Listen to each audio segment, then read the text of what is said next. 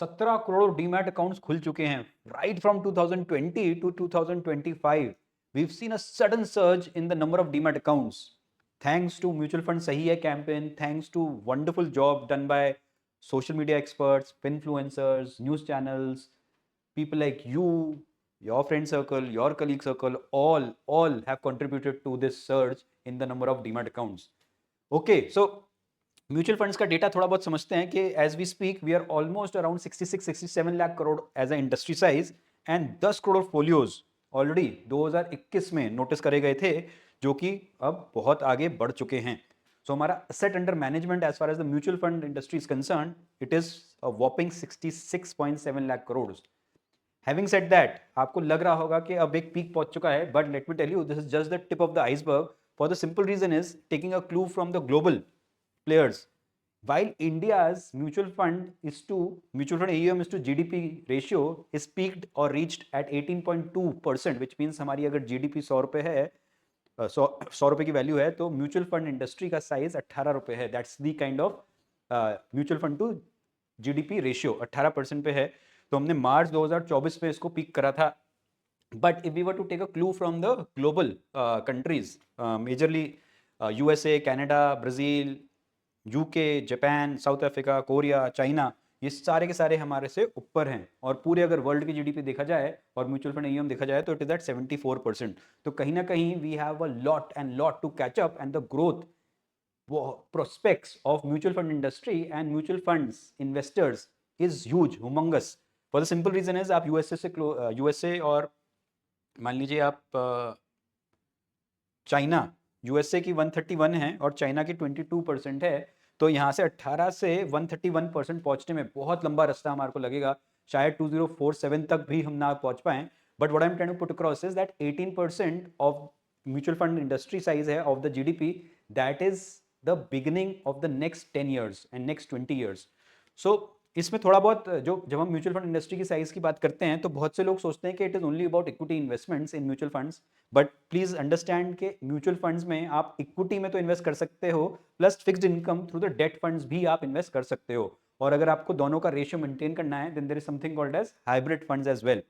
All those who are looking for low cost investments, they can invest in something called as passive funds or index funds. And other categories में global funds आ जाते हैं, fund of funds आ जाता है, gold silver funds आ जाते हैं. So those are the categories जहाँ पे आप invest कर सकते हो through the mutual fund route. आप देखोगे ये सारे के सारे ऑलमोस्ट आप क्लोज टू 34 कैटेगरीज की हम बात करते हैं म्यूचुअल फंड इंडस्ट्री में, and we are close to 1500 to 1600 schemes. The good part is that over the period of 19 से लेके 24 तक, मार्च 2019 का डेटा देखें और मार्च 2024 का डेटा देखें, so investors are becoming more and more matured. कैसे उसको देखा जाता है कि जितना लंबा टाइम पीरियड एक इन्वेस्टर अपने होल्डिंग्स को होल्ड करके रखता है टेन्योर में, तो वो उतना ही पैसा बना पाता है, पावर ऑफ कंपाउंडिंग उसमें आती है और उसको उतना ही बेनिफिट होता है.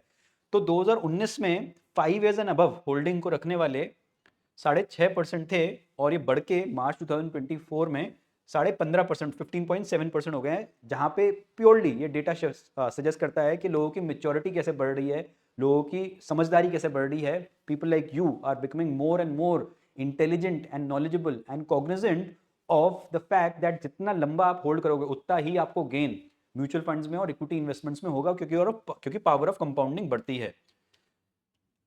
3 से 5 साल का डेटा अगर हम देखेंगे तो 8.8% से 17.7% हुआ है. पहले सिर्फ 8.8% लोग 3 से 5 साल अपने म्यूचुअल फंड्स होल्ड करते थे, अब 17.7% लोग अपने म्यूचुअल फंड्स होल्ड करते हैं. So this is the data, and if we were to go by the statistics, जैसे से ये वक्त बीतता जाएगा, 2030 2035 आएगा, तब तक लोगों की मेच्योरिटी लेवल्स और बढ़ते रहेंगे एंड होल्डिंग पीरियड्स भी बढ़ती रहेंगी. And investors like you have understood कि जितना लंबा हम होल्ड करेंगे उतना ईजिली हमारे लॉन्ग टर्म फाइनेंशियल गोल्स पूरे हो जाएंगे. And power of compounding generally 7 8 10 years के बाद बहुत तेजी से इम्प्लाइड होना शुरू हो जाते हैं, एंड आपको एक्चुअली वो रिजल्ट आपको दिखाई देने लग जाता है आफ्टर 10 12 ईयर्स.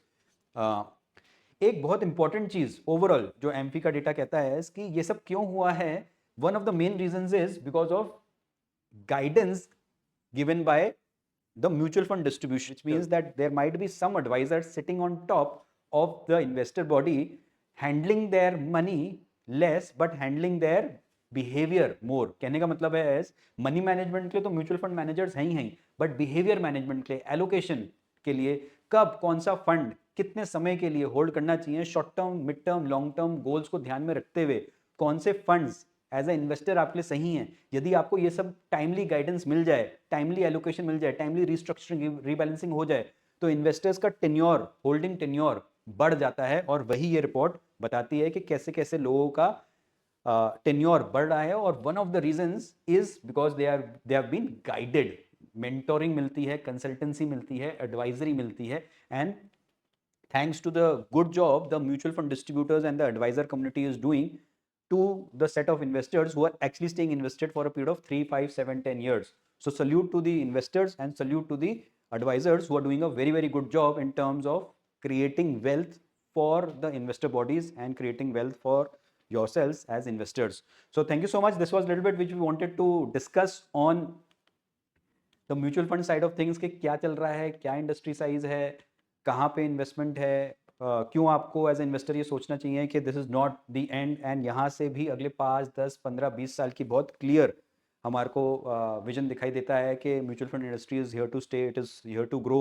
एंड यदि आप इस इंडस्ट्री का पार्ट बनते हो एज ए इन्वेस्टर, तो द नेक्स्ट 5, 10, 15 ईयर्स आप अपने लिए और अपनी फैमिली के लिए एक अच्छा वेल्थ क्रिएशन पोर्टफोलियो बना सकते हो, and you can help your self and your family achieve all your long term as well as short to medium term financial goals through the mutual fund route by investing into these different types of mutual funds, namely equity, debt, hybrid, passive, and others में gold, silver भी आ जाता है. So this itself is an industry, this itself is a Mahakumbh of your financial needs. So thank you so much for the watch. अगर आपको ये video अच्छा लगा हो, do share, like and subscribe to the channel अगर आपने अभी तक नहीं करा है. Till then, नमस्कार and जय हिंद.